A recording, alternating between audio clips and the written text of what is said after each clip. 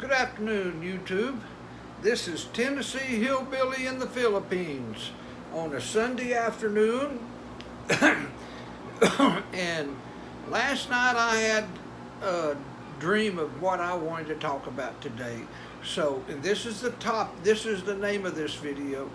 So you want to come to the Philippines and marry a Filipina.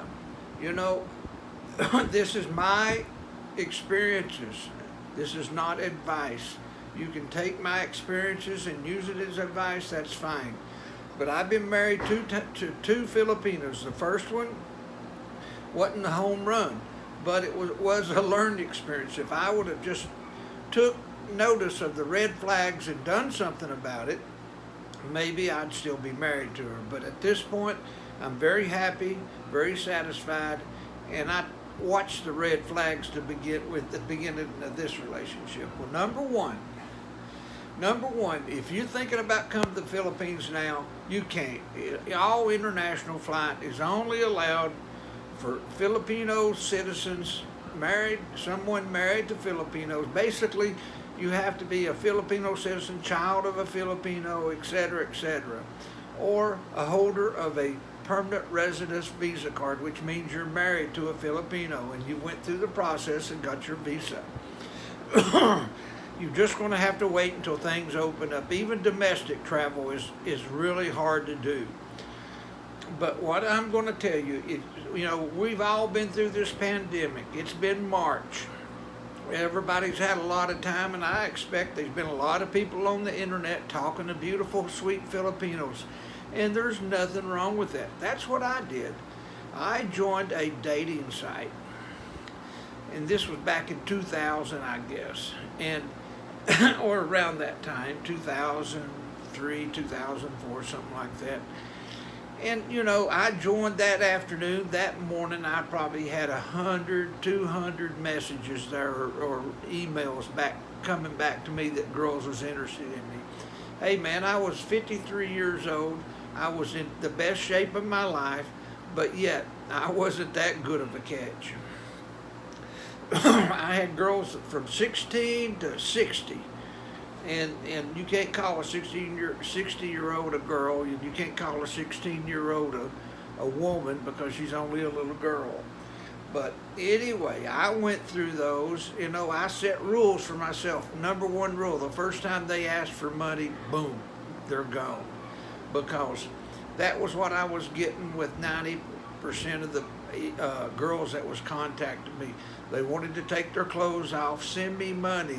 I have an emergency in the family. Send me money. Fellas, these are all red flags. The woman that I first met on the dating site, she was an OFW in Taiwan. And, from all indications, she was the perfect province girl. The only problem was, she wanted that visa. She wanted to come to America. She wanted to have a light-skinned, blue-eyed baby. And my days of having a baby were over. I couldn't have one. I don't know if it was because of all the drugs I did when I was a teenager, which that's what I think, or the problem that I had hepatitis C. I don't have it now. I went through the program. I took medicine. I am hepatitis C free now. But at this point, we tried, even the girl before we went to fertility clinics, spent thousands and thousands of dollars, and just a waste. But she decided that she wanted a younger man, more money, that was working. I'm retired, and I'm on a set income. When I was working, I made good money. At the time that I met her, I was still working. I was pulling in probably about $8,000 a month, but I was working 12 hours a day, 7 days a week. No life. I had no wife, no life, and the girls that I was dating were old and fat and had too many kids. But anyway, I decided I wanted to try Filipina. And I met this young lady online. We talked probably less than a week before she says, "Oh, I love you. You're my boyfriend. Can I call you honey?" And I guess at that point we were boyfriend, girlfriend, and we were in love with each other. And you know, my mind was I wanted to come to the Philippines, live a little bit, then come to back home. But you know, she had her plans, I had mine, and we didn't talk about it. Number one, you should talk about plans that you have. Talk about if you can have babies, if you want babies. And the number one thing that I think that you should talk about is family, her family. Because when you marry a Filipino, you basically marry the family. They expect you, as a rich foreigner, to take care of the family. Now with Judith, when I met her, I just flat-ass told her, I says, I love you, I met you, and you're the one that I'm dating, the one I love and the one I'm going to take care of. Your family was doing quite well when I came, before I got here, and they'll do quite well after I leave. So, you know, it's been a long time. I met Judith in 2013, I believe, and I didn't start helping them until this pandemic happened. Her mother, she does not work, she's not married, she has no support, so I promised Judith that I wouldn't let her mother go hungry.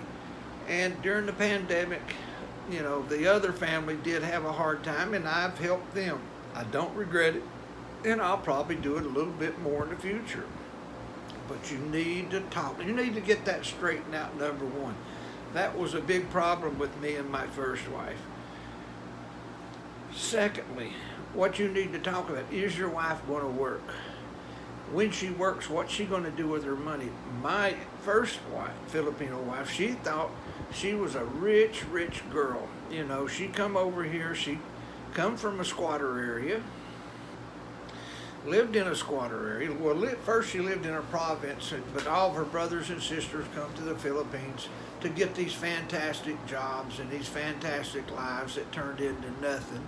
And every one of them lived in a squatter area, either in Quezon City or Bulacan. And just baby after baby after baby. So, you know, that's their life, and that was her life also. But then she got a American boyfriend, soon to be husband. She was rich. When she went to work, she thought that money was made to spend. You know, we had a long discussion, say, listen, you know, we have expenses here. We have a car payment, we have insurance, we have food, we have this, and then you want to send, you know, 15 to 30,000 pesos a month home to your family. It can't happen unless you put that money up. You know, it got to the point that when I turned 62, I retired from the union, and I retired on disability. So I was drawing 100% union retirement, which was about $4,000 a month. But when I turned 62, I lost about $1,700 of my retirement because it went to the amount of years that I worked. And I'd only worked union 6 years. I'd worked 25 years non-union. But that didn't help me with my union retirement. So, of course, money was an issue. Respect was an issue. I didn't get too much respect out of her. What do you want? Go on. That was my little girl come in here. But anyway, I was a Boy Scout leader, and I was trying to help my Boy Scout master, which was about 89 at that time, with my old Boy Scout troop. Of course, that kept me away Mondays for scout meetings, and then on the weekends I'd go camping or we'd do stuff with the boys, and that left her at home. And my ex-wife, she made friends with Filipinos that been here, that was come over here the same way that she was. Had 2 kids.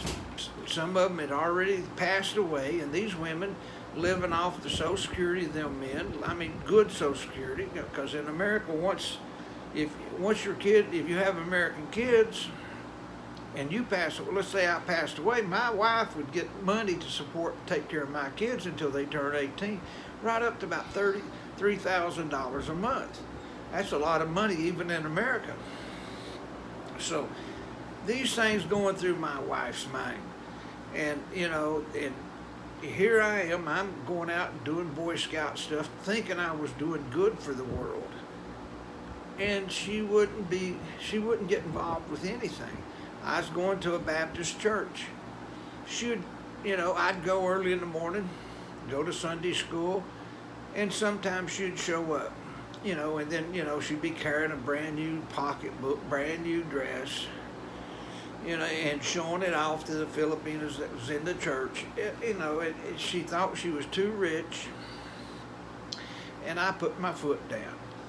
And then you just need to talk to these women and set some parameters, set some rules, because they think that you're rich. I mean, you are rich compared to them, compared to these people. Most of them make 200-300 pesos a day, which is $4 or $5 a day, 8-hour day. My wife right now, she's selling cooked food. She makes more selling cooked food than most of them work if they work a full day. So, guys, you want to come to the Philippines and marry a Filipina, please take your time. Number two, check out who you're talking to. You could be talking to a man. That happened to me, because these men, they dress up. You can't tell the difference from a man and a woman unless you check the plumbing. You need to make sure who you're talking to. Do your damnedest to check these people out. And, number two, if it was me to do this all over again, I would never have talked to nobody. I would get on that plane, take a 2-month vacation. You're going to meet women. I mean, even now with my wife, hand to hand, we're walking into a mall. I've got beautiful women smiling at me, just want me to notice them. If I would have been there by myself, smile at them, I'd be talking to them.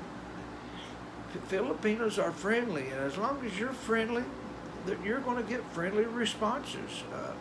I don't think you need to meet somebody. I think the best way to do is come over here, meet somebody, at the mall, at the church, through relatives of Filipino men that you meet, because they got sisters, they got aunties, they got stuff like that.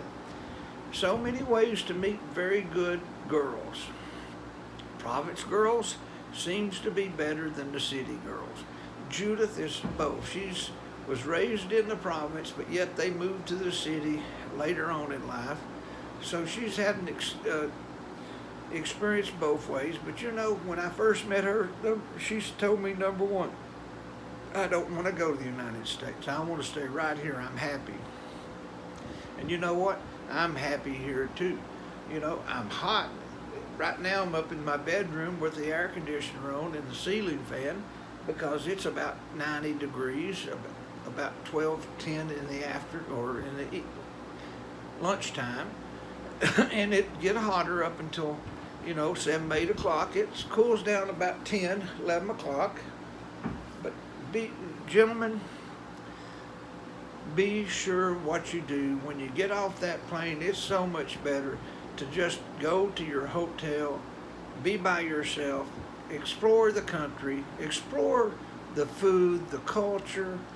There's so much to do here. You won't be by yourself. I guarantee you won't be by yourself here but more than a day or so.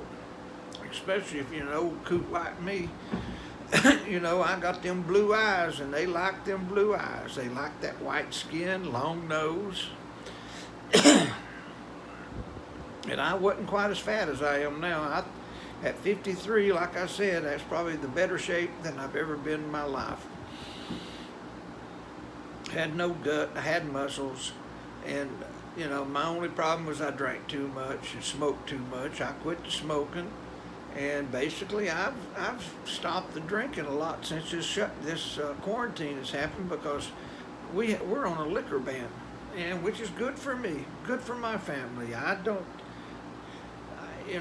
get mean or don't drink that much, but then again, the less I do that, the better off the family is. I'm a family man now, and I love it.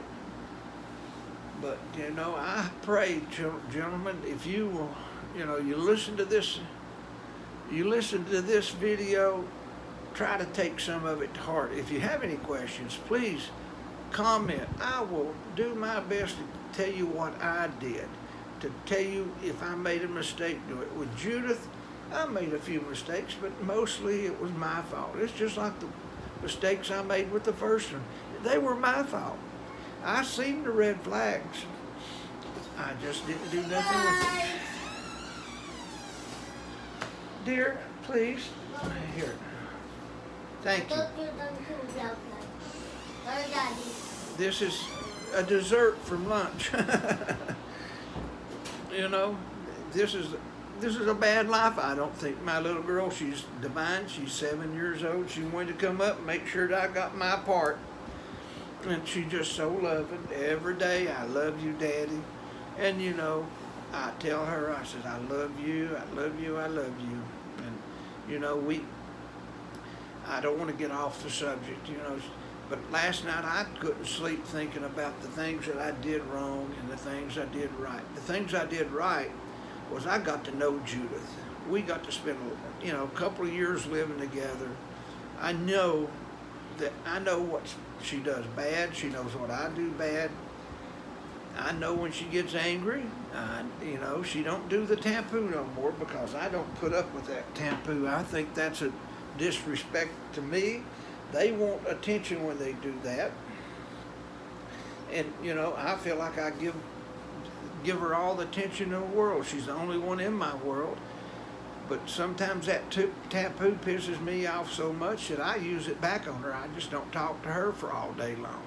Wait till about 10 o'clock at night. I says, now, did you get that stick out of your ass yet or what? Or we kiss and we make up because probably the tampoo was over something really stupid and wasn't worth getting tampoo over in the first place. But gentlemen, there's a lot of things you can read on the internet, but you cannot do nothing better than facing reality. My first wife, I come over here, I spent 2 weeks, 14 days. You think that's enough to make a decision or is this the one's going to be with you for a lifetime? Well, she wasn't the one with me for a lifetime. She waited to get her green card. She waited to get the title for the property we bought. After that, she says, I'm gone. Next thing you know, she was bringing in paperwork for citizenship for me to sign. Like a fool, I signed it. You know, there's one thing about these green cards. Once you file that application and it's approved, you're responsible for life. You know, they go on welfare, you have to pay the welfare. You know, my ex-wife, she was pretty stupid about these things. We only liked a couple of years to have a long-term marriage, and she could have took me to the cleaners. But I agreed everything that her lawyer wanted just to get it over with. And plus, I didn't want to go for no judge that was going to give a woman more things than she deserved. And so, you know, be smart. I'd even get a prenup. I thought I didn't need a prenup. I wasn't a very rich man. My property, it was just inherited property, and I wasn't. And she didn't stay around long enough to enjoy or to take it away from me.